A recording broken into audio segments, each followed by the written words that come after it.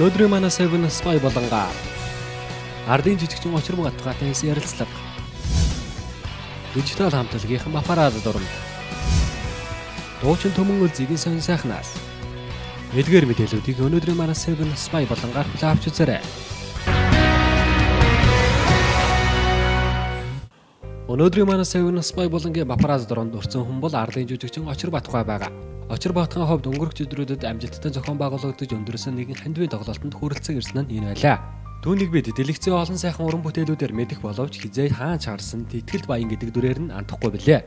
Ингээд дүнтэй хэсэг хором ярилцсан байгаа. Энэ тухайн мэдээллийг үргэлжлүүлэн хүлээн авч үзээрэй. За одоо Джеймс гэж их авьяастай хүү.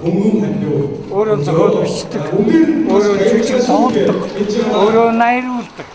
Тэр нь ард түмний хүртэл болсон ийм бүхэн тухай өнөөдөр хандивын тоглолт тэр хүнийг эрүүл байгаасаа гэж харамсалтай яах өнөөдөр юм байна. Тэгээ эрүүл байгаасаа гэж ийм олон ард түмэн цугулж ингэж байгаа юм. Их сайхан байна.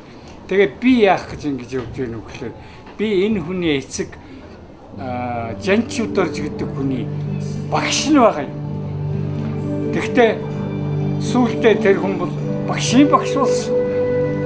Тийм манай алдартай жүжигч залуух нараагаа биятуулсан ийм алдартай жүжигчний хүү. Тэгээд энэ хүүгийн тухай энэ авьяастай хүү эрүүл энх байгаасаа гэж ард түмэн цуглаж байна гэхлээр би санд минь хөл газар хөөд агж ирж энэ тоглолтод оролцлоо.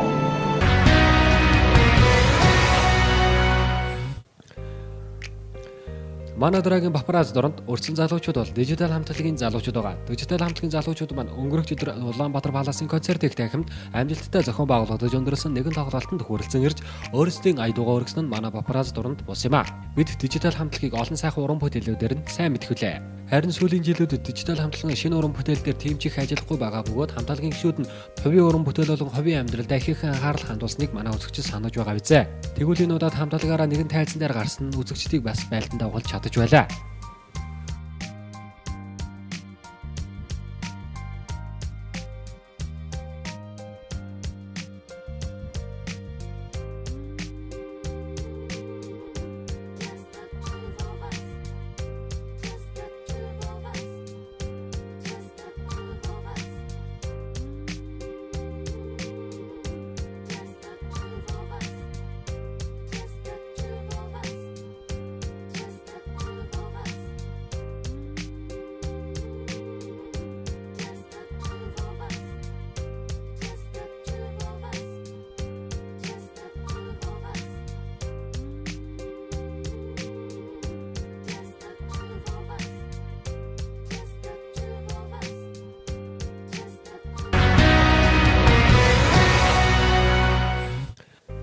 Сүүлийн үед хэвлэл мэдээллийн хэрэгслийн бай болоод байгаа дуучин бол яхаа аргагүй төмөн үлзий байгаа.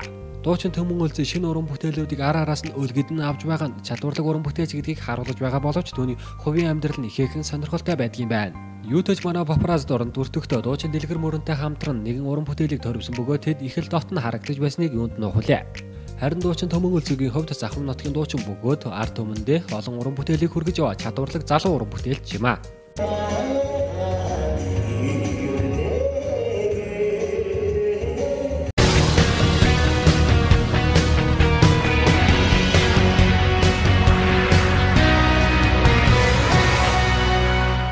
Мэдэн дээрхэн тавтай морилно Seven News үргэлжилж байна. Манай хөтөлбөр Seven Tech болонгаар үргэлжилнэ.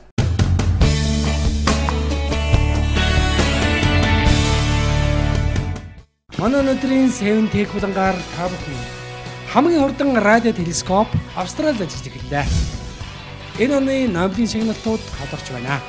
Эдгээр мэдээллийг манай Seven Tech болонгаас бингавч сонирхоорой. Мэдэн дээргийн тавтай морилно. Манай Seven Tech болон эхэлж байна. Манай Seven Tech болонгаар та бүхэнд шинжлэх ухаан технологийн болон IT технологийн хамгийн сүүлийн мэдээллийг та бүхэндээ хүргэхийг хичээдэг. Австралийн эрдэмтэд хамгийн хурдан радио телескопыг ашиглалтанд оруулсан тухай мэдээллээр манай болон эхэлж байна. Хүндрэлтэн тэнгэр огторгон алс холын галактикуудыг судлах ажил улам бүр урагшилсаар хөгжсөр байна. Өнгөрсөн баасан гарагт Австралийн одон орон судлаачид дэлхийн хамгийн хурдан радио телескопыг албан ёсоор нээлээ. Энэ Аспат нэртэй радио телескоп нь сансрын удмыг наривчлан судлаж, огторгойн хар нүхийн барьцлыг улам тодуулгах, гариг ертөнцийн үүслийн тухай мэдээллүүдийг улам бүр тодорхой болгоно. Энэ радио телескоп нь 36 ширхэг 12 метрийн өндрийн антеннуудаас бүрдэж, огторгойгоос ирэх дохио бүрийг маш наривчлалтай бүртгэх юм аа. Австралийн баруун хойд хэсэгт орших эдгээр хүчтэй антеннууд нь өнгөрсөн баасан гарагаас огторгойн удмыг маш наривчлалтай сонсож эхэллээ. Өмнө нь бид огторгойн удмын маш өчүүхэн сегментүүдийг сонсдог байлаа. Зүйл байс бидний судалгаа шинжилгээний ажлын багтаамж нь жигчийн урууны хумсны дайтай байсан бол одоо алганы чинээ болж байна гэж төслийн удирдагч Меган Клари ярьлаа. 50,000 га газрыг эзэмшин Австралийн хөдөө аж ахуй газар тариалангийн бүс нутагт бий болсон ч хүн ам сэрэг ердөө 120 хүн амтай. Иймээс энд радио дэлгүүрийн ашиглалт маш бага ажээ.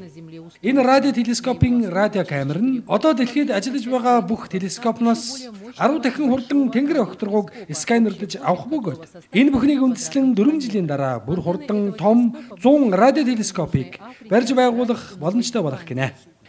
Эдгээр шинэ үеийн радио телескопуудыг 4 жилийн дараа Өмнөд Африк, Шинэ Зеланд, Австралид барих гинэ. Энэ төсөл 2024 онд бүрэн чадлаараа ажиллаж, одоогийн ажиллаж байгаа хурдаасаа 10,000 дахин хурдан мэдээллүүдийг авах юм аа. Тийм аа.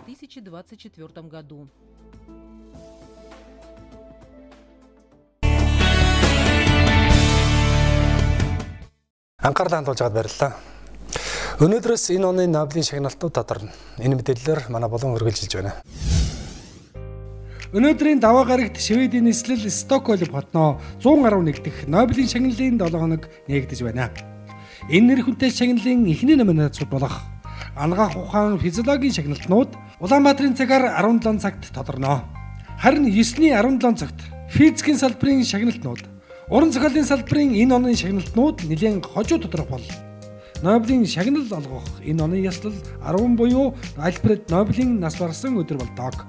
Одоогоор шинэ Нобелийн шагналтуудын албан ёсны нэрийг нууцлаж байгаач физиологийн салбарт Японы эрдэмтэн Сэнию Яманаке, Британий Джон Гордон нар жирийн организмын эсээс хоолойт эсийг гарган авах технологиороо Нобелийн шагнал авах нь тодорхой болоод байна.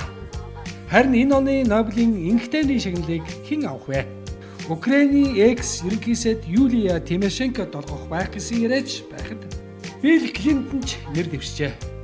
Юлия Тимошенко одоо албан тушаалаа хэтрүүлэн ашигласан хэрэгээр шоронд ялагдж байгаач 2010 онд энэ шагналыг Хятадын хүний эрхийг хамгаалагч Лю Сябо төрийн эрхийг булаан авахыг завдсан хэрэгээр шоронд байхдаа энэ шагналыг авч байжээ.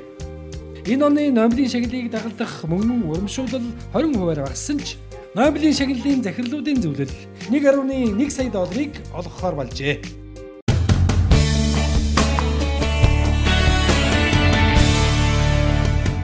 Бидний бэлтгэсэн 7Tech болон хүлээж авч үзсэн үзэгчдэд баярлалаа.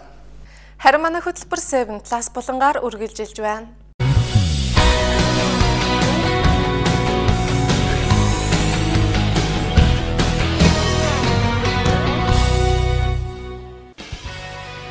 Өнөөдрийн 7 Plus болонгаар зүрхэнд нь хадаас шидэж байна. Хараагүй гэрэл зурагчин ярддаг нохой дуулдаг боллоо. Эдгээр мэдээллийг өнөөдрийн 7 Plus болонгоос хүлээн авч үзээрэй. Мэдэн дээргэн тавтай морилно 7 Plus эхэлж байна. Өнөөдрийн Plus-ын эхний мэдээллээр нэгэн 5 жилийн турш зүрхэндээ хадаас тээж явжээ гэсэн сонирхолтой мэдээллийг хүлээн авч үзсэн үү? Нью-Йоркийн орчин суугч Дэл Карман гэгч залууд хажиргалтай явдал тохиосон нь түүний зүрхэнд хадаас шигдсэн байжээ. Ойролцоогоор 10 см хадаас түүний зүрхэнд хэрхэн яаж шигдсэн тун хажиргалтай бөгөөд ямар ч тач үүнийг авах хэрэгтэйг эмчнэр зөвлөж улмаар мэс засалд орсон байна.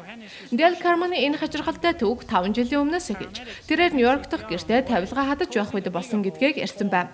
Түүний ярьж байгаагаар энэ үед түүний зүрхэн тус газар ямар нэгэн зүйл үсэрсэн гэх бөгөөд тухайн үедээ онцгой өвдөлт өгөөгүй ба юу гэдгийг нь харахын зургүй цус гарсан гэжээ. Тэгээд л би их хурц үзүүртэй чулуу үсэрчтэй гэж бодоод цусыг цэвэрлээд өнгөрсөн. Би цамцан дээр маш жижиг нүх гарсан байхыг харсан. Тэгээд би арилуу тэр үсэрсэн зүйл шигдээд алга боллоо гэж бодсон хэмээн дэлгэрэнгүй ярьжээ. Улмаар тухайн үедээ Дэрин эхнэр Луиза түүнийг эмнэлэгт очихыг шаардсан боловч дээр өөрөө энэ явдлыг сүр болголгүй багахан асуудал мэт өнгөрөөсөн байна. Улмаар 5 жилийн дараа түүний зүрхээр хатгуулах болж энэ нь ямар нэгэн хөдөлгөөн хийгээд мэдрэгдэж байсан дээр гайхширч эхэлжээ. Улмаар эмнэлэгт очиход нарийн үзлэг хийтэл түүний зүрхэнд ямар нэгэн зүйл шигдсэн байгааг эмчнэр олж мэджээ. 5 жилийн турш түүнд юу ч мэдрэгдээгүй хийгээд түүний арьсан шигдсэн байсан энэ хадаас нь зүрхлэн шигдэн орж